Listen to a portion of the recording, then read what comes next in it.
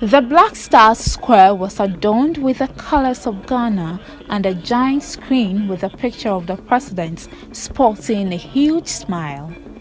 This, of course, had the inscription commissioning and distribution of 307 ambulances, one constituency, one ambulance.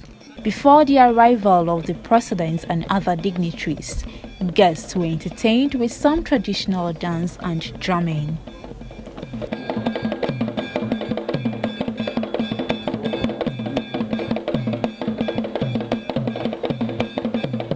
The sale of paraphernalia, mostly that of country and ruling governments, boomed.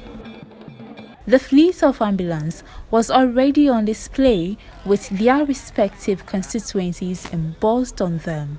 Traditional leaders represented fully at the historic events. Then the president arrived few minutes to 1 p.m.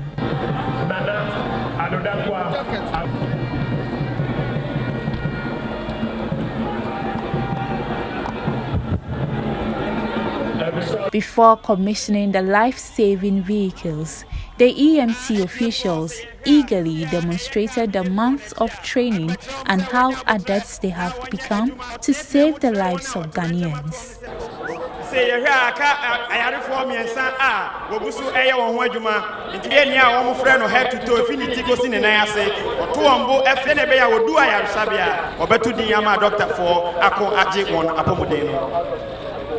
Personnel are still busily attending to the victims.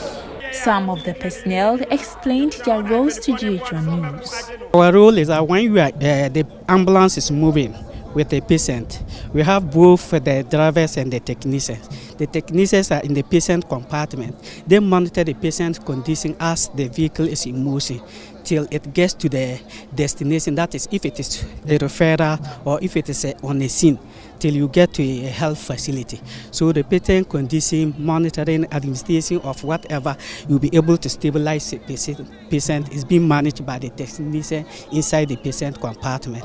Prior to this ceremony, however, the government came under stern criticism for failing to release the ambulances which had been parked at the forecourts of Parliament House since they were purchased in 2019.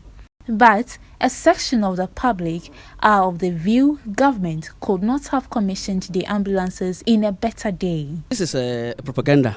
I can assure you that they make sure that everything is right because it has to be put in a good management. And to just distribute something so nobody to take care of it, it doesn't make sense. You have to make sure that there's a system, people are going to manage it and manage it well. This ambulance comes with a certain system. When you call, it detects where you are. If you don't put management in place, how do so you can just distribute things? You need to put certain things in place. That's the reason why they make that everybody receive it, so that everybody will make sure that we manage it and manage it well. Ambulances are not like trot buses that you can just distribute them and they will go and load to Malata and that thing. You must have people, technicians and everybody to mount those things. Because